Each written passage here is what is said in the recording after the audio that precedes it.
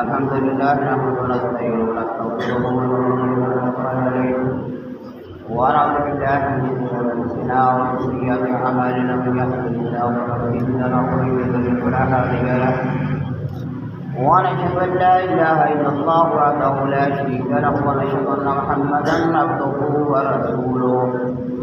الله اكبر الله اكبر لا اله الا الله والله اكبر الله اكبر ولله الحمد.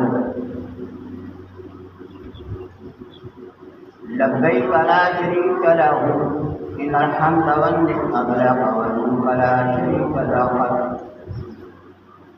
قال الله تعالى في القرآن المجيد والفرقان الحميد والبدن جعلناها لكم شعائر لكم فإذا وجبت جنوبها فكلوا منها وأطعموا القانع والمعتر وذلك سخرناها لكم لعلكم تشكرون. ہم تو جناب بات اللہ جل شانہ کا احسان ہے، اس نے ہم کو نماز جمعہ کی توفیق بخشی ہے. میرے بھائیوں،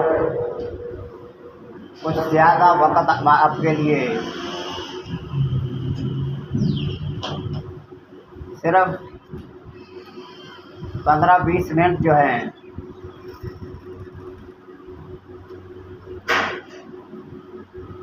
آپ کو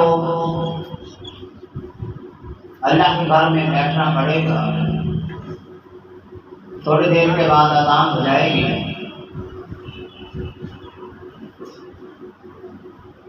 بتا سنا سی اللہ کی جو سب کا مالک ہے، سب کا خالق ہے، سب کا رازق ہے. میرے بھائیوں، آپ نے قربانی کی ہے. ہم نے فضائل ذی الحج کو بیان کیا کہ ذی الحج وہ مقدس مہینہ ہے کہ جس کا ہر ایک دن رمضان المبارک اور ہر ایک رات لیلۃ القدر کے برابر ہے. اس کے پہلے 10 دن اتنے عظمت والے ہیں. اور فرمایا کہ اللہ کے راستے میں جہاد پر بھی جو نکل جاتا ہے، فرمایا کہ جہاد سے بھی افضل عبادت ہے. اللہ اکبر اللہ اکبر لا الہ الا اللہ واللہ اکبر اللہ اکبر وللہ الحمد. اور پھر ایام تشریق 4 دن ہوتے، 9 سے لے کر 13 تک. 9 سے لے کر 13 تک آپ نے اللہ اکبر لا الہ الا اللہ واللہ اکبر وللہ الحمد، اللہ کی حمد و ثنا کو بیان کرنا ہے. یہ کھانے پینے کے دن ہے. تشریق اس دن کو کہتے ہیں. شرق سے شین رات کا شرق کے ظاہر ہونا، چمک جانا کہ آپ نے اللہ کے راستے میں قربانی دی ہے. اللہ کے راستے میں آپ نے سارا کچھ قربان کر دیا. اگر اللہ جس چیز کی بھی قربانی مانگتا تو مسلمان تیار تھا دینے کے لیے. تو اب اللہ فرماتے کہ اس کے شکر میں تم گھر والوں پر خرچ میں وسعت پیدا ہو، اچھا کھلاؤ، بچوں کے لیے اچھا پکاؤ، اور 4 دن تک اچھا گھر کے اندر اہتمام کرو. خود کھاؤ، مہمانوں کو بلاؤ، دوستوں کو کھلاؤ. یہ 4 دن کھانے پینے کے ہیں. ایام تشریق اسی کو کہتے ہیں. ہمیں آج تک پتہ نہیں چلا کہ ایام تشریق ہوتا کیا ہے. ایام تشریق اور 4 دنوں کو کہتے ہیں کہ جس کے اندر اچھا پہننا اور اچھا کھانا، دوستوں کو کھلانا. واطعموا القانع والمعتر، جو مانگتا ہے اس کو بھی کھلاؤ، جو نہیں مانگتا اس کو بھی کھلاؤ. واطعموا القانع والمعتر. اور یہ والبدن جعلناها لكم من شعائر اللہ ہے. یہ قربانی کے جانور عام جانور نہ سمجھو. اللہ فرماتے ہیں کہ یہ اللہ کی نشانیوں میں سے ایک نشانی ہے۔ سبحان اللہ، کیا بات۔ فاذکروا اسم اللہ علیہ صواف فاذا وجبت جنوبها فاکلوا منها واتقوا القانع والمعتر۔ فرمایا کہ لن ینال اللہ لحومها ولا دماؤها ولکن ینالہ التقوی منکم۔ تمہارا گوشت مجھے نہیں پہنچتا، تمہارا خون نہیں پہنچتا، بلکہ تمہاری نیکیاں مجھے پہنچتی ہے۔ وَلَٰكِنْ يَنَالُهُ التَّقْوَىٰ مِنكُمْ، وہ تقویٰ جو تم نے لاکھوں روپے دے کر اللہ کے راستے میں قربانی دی، وہ صدقہ خیرات جو اللہ کے راستے میں دیا اس کا ثواب، وہ ایصال ثواب ہے جو تمہارا بڑوں کے لیے، اپنوں کے لیے، سبھی کے لیے ہو کر میرے پاس پہنچتا ہے۔ اللہ کو محتاج نہیں ہے، تو اسے گوشت کی ضرورت ہے، اسے خون کی ضرورت ہے۔ اللہ کہتا ہے کہ نہیں، تمہارا تقویٰ مجھے پہنچتا ہے۔ تم نے حج کی علت یہ ہے کہ وَاعْتَصِمُوا فَإِنَّ خَيْرَ الزَّادِ التَّقْوَىٰ، اے لوگوں تقویٰ اختیار کرو، وَاتَّقُوا يَا أُولِي الْأَلْبَابِ، مجھ سے ڈر جاؤ اے عقل والو۔ تو جو عقل والا ہے حج کر کے وہ ڈر جاتا ہے، حج کے بعد اس کی زندگی میں تبدیلی آ جاتی ہے، اب وہ پہلے والا انسان نہیں رہتا۔ لوگ کہتے ہیں کہ بھائی حاجی والے ایسے جھوڑا پکڑ لیا، نہیں، ایسی بات نہیں کہنی چاہیے۔ جو اللہ کے گھر سے ہو کر آئے، میرے پاک نبی کا فرمان ہے، اس نے خانہ کعبہ کی زیارت کی، اس سے دعا کرا، اس کے ہاتھوں کو بوسا دے۔ وہ میدان عرفات میں کھڑا ہوا تھا، مزدلفہ میں قیام کیا، تو کیا کر اس سے دعا کرا۔ اب اس کا جو ذاتی عمل ہے نا، آپ نے اس کو نہیں کرے گا۔ آپ کو پتا ہے کہ اس نے حج کیا ہے، اس نے چھوٹا حج کیا ہے۔ جو عمرہ ہوتا ہے وہ چھوٹا حج ہوتا ہے، لیکن چھوٹا حج جو ہے بڑے حج کو ساقط نہیں کرتا۔ وَمَن تَمَتَّعَ بِالْعُمْرَةِ إِلَى الْحَجِّ، اگر حج کرو گے عمرے کے ساتھ ملا کر تو حج عمرہ ہو جائے گا۔ اکیلا عمرہ کرنے سے حج باقی رہتا ہے۔ آپ 100 بھی عمرہ کر لے لیکن حج کے برابر نہیں ہو سکتے۔ اگر زندگی میں موقع ملے تو تمہیں حج کرنا پڑے گا، عمرے سے حج ساقط نہیں ہوتا۔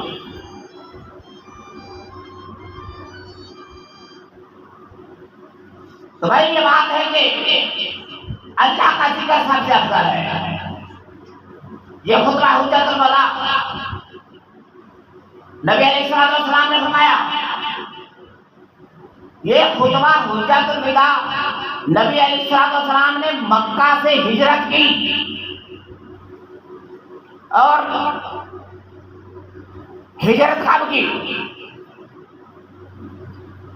اور یہ 10 ہجری کو مدینے سے مکہ کی طرف جو ہجرت کی، اس کے 10 سال بعد خطبہ حجت الوداع۔ تو نبی علیہ السلام قصبہ اونٹنی پر سوار تھے اور آپ کے غلام زید، اس کا بیٹا اسامہ آپ کے ساتھ سوار تھا۔ تو نبی علیہ السلام نے فرمایا، اے لوگوں میری بات غور سے سنو کہ کیا میں نے اللہ کا پیغام پہنچایا کہ نہیں؟ یا ایھا الرسول بلغ ما انزل الیک من ربک، اے رسول اللہ کے احکامات کی تبلیغ کر دے۔ وَإِن لَّمْ تَفْعَلْ، اگر تم ایسا نہیں کرو گے، وَإِن لَّمْ تَفْعَلْ، تو کیا ہوا؟ وَمَا بَلَّغْتَ رِسَالَتَ، تو رسالت کا حق ادا نہیں ہوا۔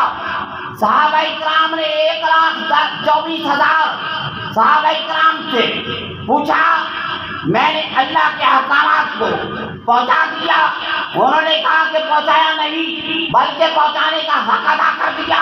فرمایا ہاتھ کھڑے کرو، کل قیامت کے دن گواہی دو گے کہ میں نے اللہ کے پیغام کو پہنچا دیا تھا۔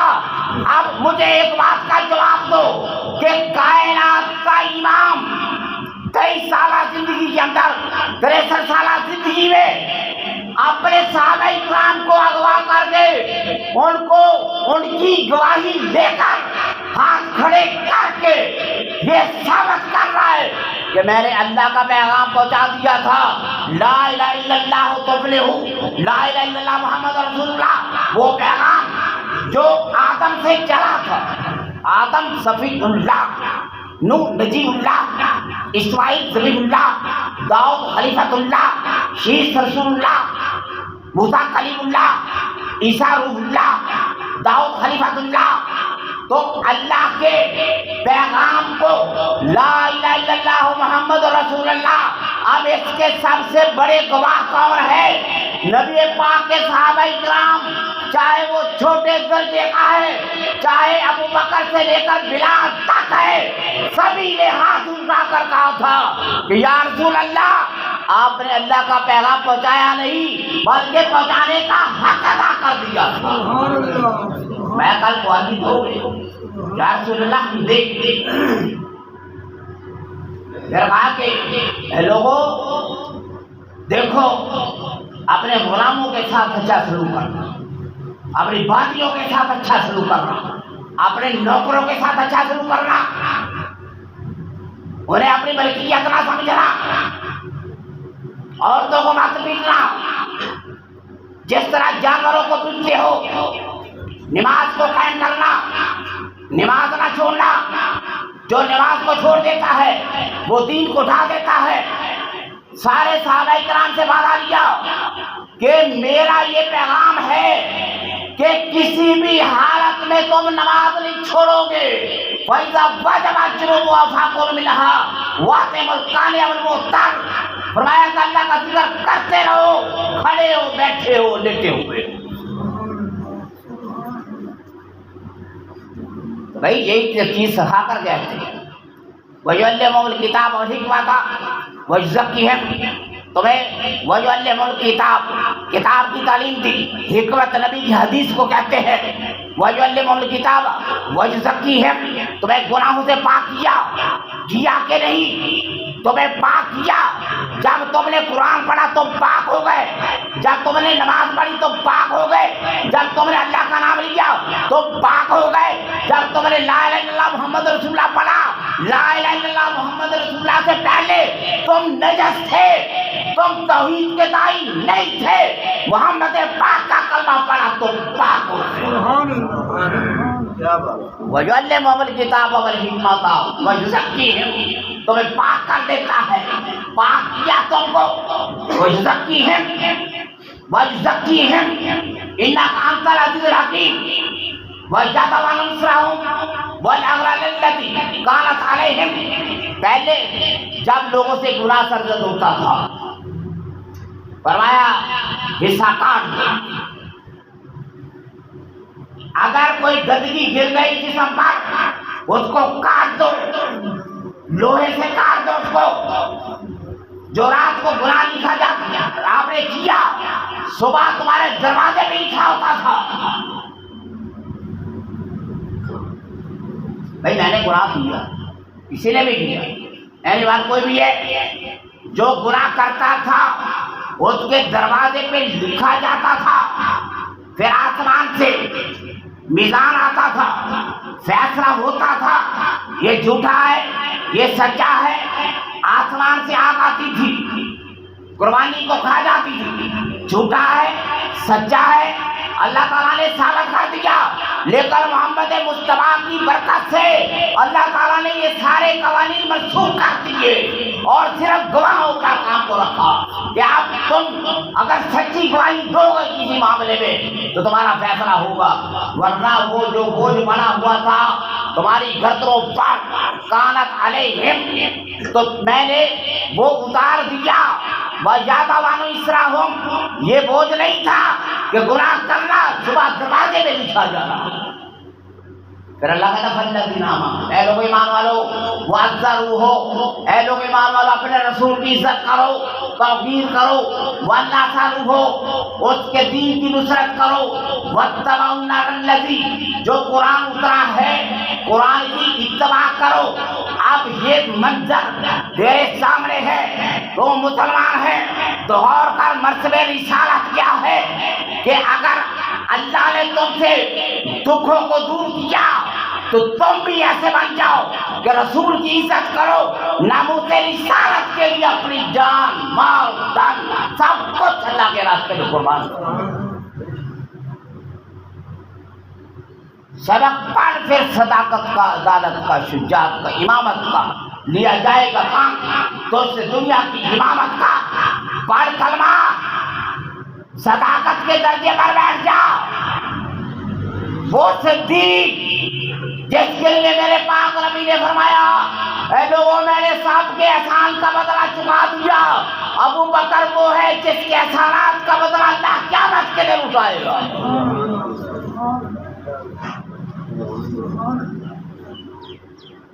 کیا کچھ نہیں دیا، کہتے سفینہ بنا، یہ سفینہ نجات ہے، اس سفینے کو بنانے میں دولت کس کی لگی؟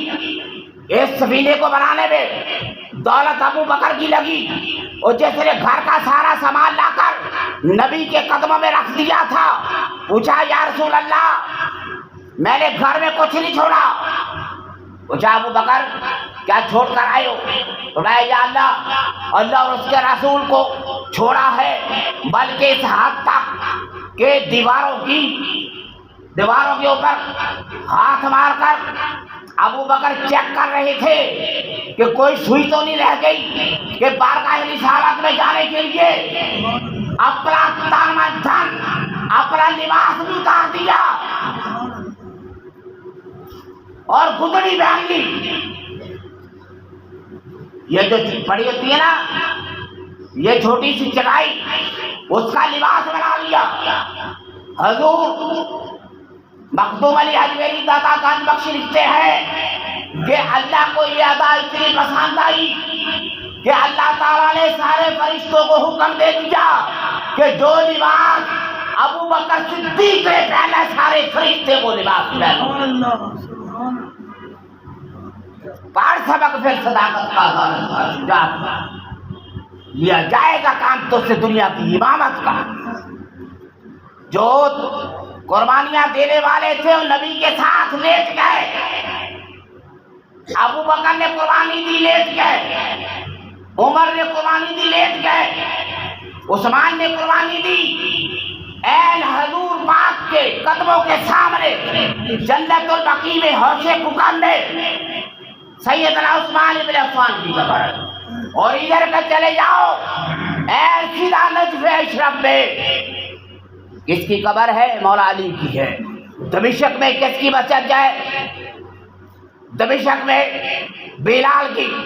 تو نبی فرماتے ہیں کہ اللہ تعالیٰ میرے ساتھ جب میں اٹھوں گا قیامت کے دن تو میرے ساتھ ایک کاندھے پر ابو بکر ہوگا، دوسرے پر عمر ہوگا، ہم اٹھیں گے وَنُفِخَ فِي الصُّورِ، جب پہلا سور پھونکا جائے گا، انا اول من یزکا باب الجنت، انا اول من یزکا القبور، سب سے پہلے میری قبر شق ہوگی اور سب سے پہلے میں جنت کے دروازوں کو دستک دوں گا۔ سبحان اللہ، سبحان اللہ۔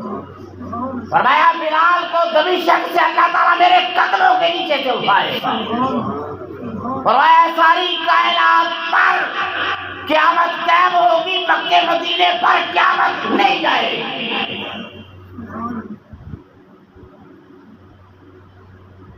بھائی کتنے سادہ سے لوگ ہیں جو نہ مقام محمدی کو سمجھ سکے، نہ سر محمدی کو سمجھ سکے، نہ نبی کی منزلت کو سمجھ سکے، نہ نبی کی دایا کو سمجھ سکے، نہ نبی کے خاندان کو سمجھ سکے۔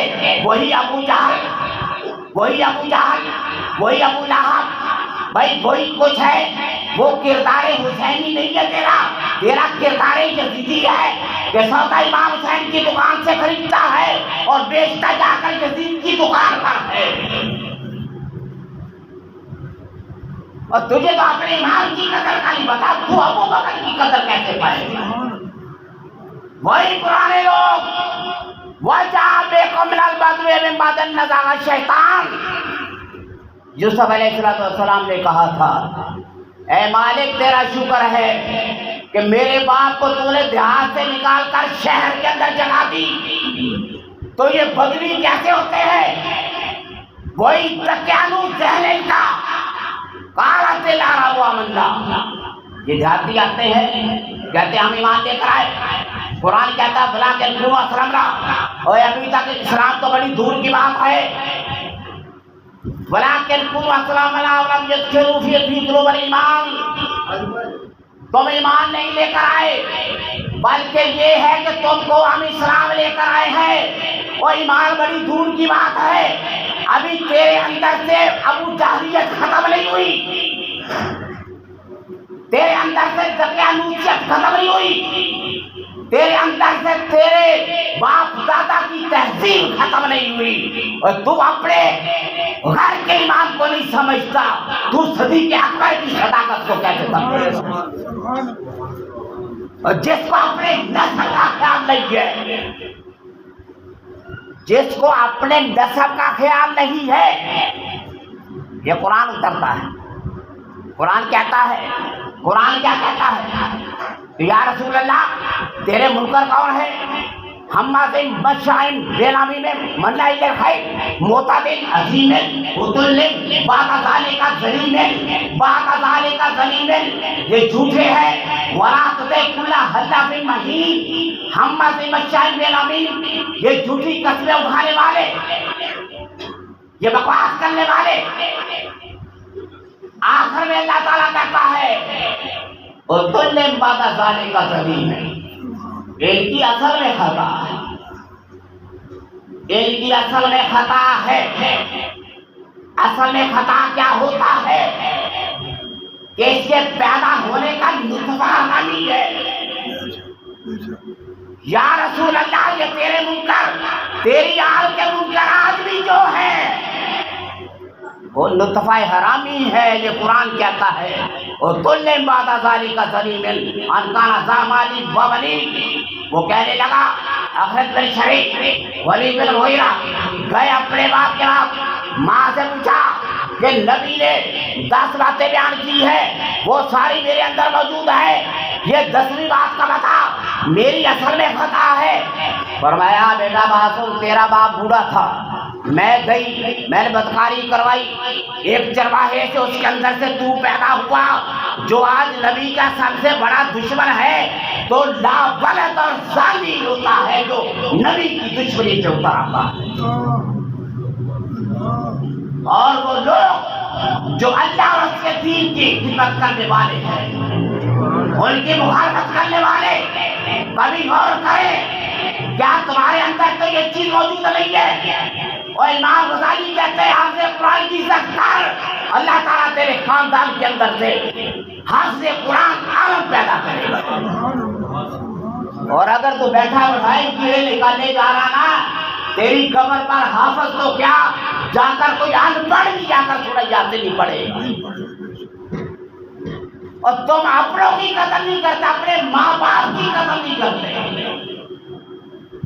فرمایا میرے بابا نبی علیہ السلام نے اپنے ماں باپ کو گالی نہ دینا، یہ بہت بڑا گناہ ہے، اور جو نبی کی بیوی کو گالی دے وہ میرے پاس ہی جائے، اور تیرا ماں باپ کو دیکھ رہا حج مبرور کا ثواب ہے۔ فرمایا یا رسول اللہ میری ماں فوت ہو گئی، میں نے بڑے گناہ کیے، فرمایا جا تیری خالہ اس کی قبر کا تو پتہ ہے نا، فرمایا جا خالہ کی قبر پر جایا کر، جا کر معافی مانگ، اللہ تیرے سارے گناہوں کو معاف کروا دے گا۔ تو بھائی نبی نے یہی بات کی کہ لوگوں بات سنو، کسی عربی کو اجمی پر، اجمی کو عربی پر، کالے کو گورے پر، کسی عربی کو غیر عربی پر فضیلت نہیں ہے۔ یا ایھا الناس انا خلقناکم من ذکر وانثى وجعلناکم شعوبا وقبائل لتعارفوا ان اکرمکم عند اللہ اتقاکم۔ نبی نے فرمایا 1,24,000 پیغمبروں سے، صحابہ اکرام سے، سبھی سے فرمایا کہ لوگوں قیامت کے دن سب سے افضل وہ ہوگا جو سب سے بڑا متقی پرہیزگار ہو.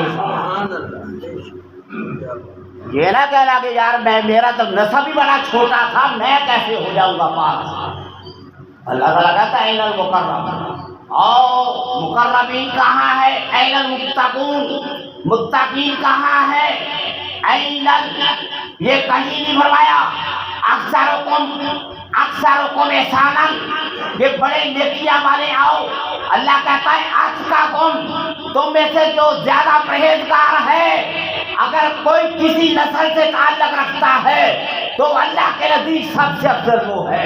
فرمایا لوگوں میں نے سارا سود جتنا بھی تھا سارا ختم کر دیا. سب سے پہلا سود میرے خاندان کا ربیع بن الحارث کا، جو بنی حذیل میں کرتا، بنو سعد میں تھا، بنو حذیل نے قتل کیا تھا. سود کو معاف کرتا ہوں. اور حضرت عباس کا معاملہ ان کا جس کے ساتھ تھا، سارے سود ختم کرتا ہوں. آج سے سودی کاروبار تم سب پر حرام ہے. تجارت کرو، نیک کرو، کماؤ، اللہ کے راستے میں خرچ کرو. اور اللہ کے راستے میں سب سے بڑھ کر خرچ کرنا ان لوگوں کے لیے ہے جو اللہ کے دین کے لیے کام کرتے ہیں. مساجد ہے، مدارس ہے، اس سے بڑھ کر اور کوئی مصرف نہیں ہے. اور بچ جاؤ ان جعلی پیروں سے، ان جعلی ٹھیکیداروں سے بچ جاؤ جنہوں نے تمہارے پلے کاخ نہیں چھوڑا. اور جو بھی تجھے مسجد تک نہیں لے کے آتا تجھے جنت میں کیسے لے کر آئے گا؟ لا میرے سامنے بٹھا لا کر، میں دیکھتا ہوں یہ صورت، یہ قل واللہ کی مجھے تفسیر کر کے دکھلائے. خواجہ نظام الدین اولیاء کہتے ہیں کہ بابا فرید الدین گنج شکر نے یہ قرآن پکڑا، 4.5 سپارے ترجمہ تفسیر. بابا فرید الدین گنج شکر نے اپنا ہاتھ پکڑ کر مجھے دکھلائی. فرمایا جا، جو تو نے 100 سال میں کام کرنا تھا میں نے 5 مہینوں میں تیرا کیا. اللہ سے دعا ہے.